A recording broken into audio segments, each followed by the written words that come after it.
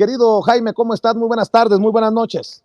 Aquí, querido Vicente, como siempre, lo que tú me digas.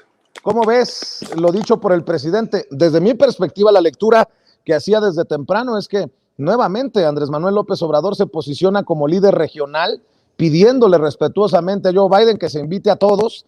Y bueno, pues esto provoca que se hable del presidente de México y con mucha simpatía por toda Latinoamérica.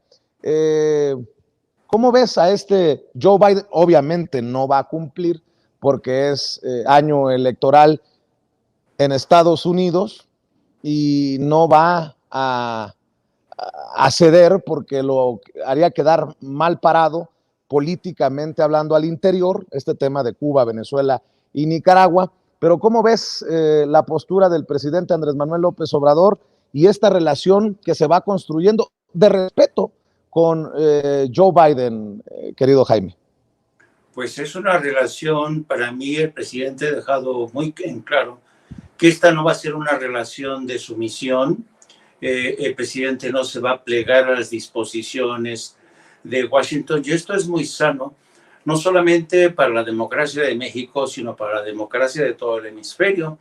Yo no recuerdo, querido Vicente, que un presidente, digamos, en la historia moderna, desde, qué sé yo, desde antes de Carlos Salinas, Felipe Calderón, Ernesto Zedillo, Vicente Fox, Enrique Peña Nieto, ninguno de ellos tuvo los arrestos para encarar así al poder presidencial en Washington, y además hacerlo en defensa de un país como Cuba, que ha sufrido un bloqueo criminal infame durante casi medio siglo.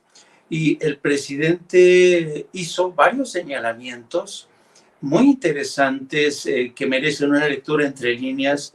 Dijo, por ejemplo, que es miserable aquel que humilla al pueblo, lo presiona, lo pisotea, con el fin de sacar raja política.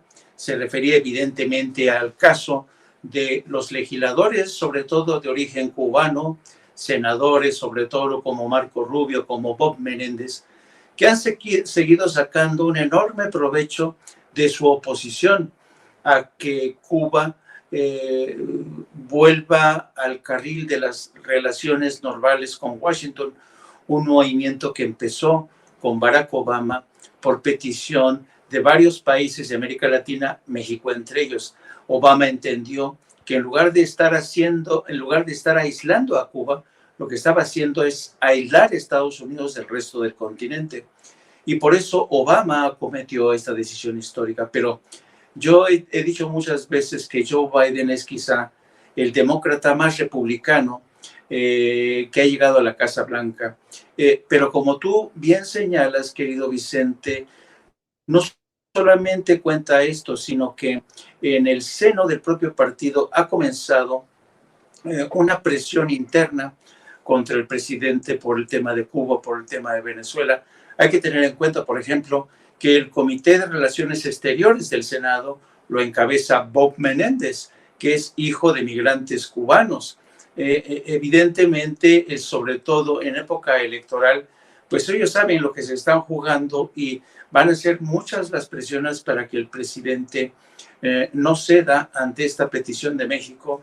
Pero yo creo que México hace bien en que no se quite el dedo del renglón, porque además México tiene un importante punto de interlocución que tiene que ver con la, digamos, la crisis de representatividad que está enfrentando la Organización de Estados Americanos.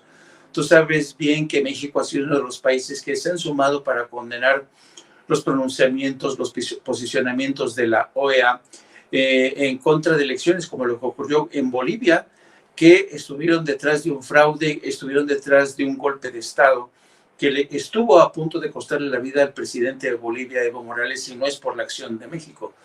Y en este contexto, México se ha convertido por primera vez en un gobierno que encabeza un movimiento regional que está proponiendo reemplazar a la OEA por un organismo, en principio, que sería la CELAC. ¿Te acuerdas de la cumbre de la CELAC que hubo en México, que estuvo como invitado el presidente de Venezuela, el señor Maduro. Entonces yo creo que México hace bien en presionar a Estados Unidos. Yo creo que por más buenos términos que haya entre Biden y el presidente López Obrador tiene la obligación de actuar como líder hemisférico, en nombre de esa América Latina que ha estado durante mucho tiempo supeditado a los caprichos y deseos de Estados Unidos. Otra cosa que dijo el presidente Andrés Manuel López Obrador, de la que hablaron el viernes,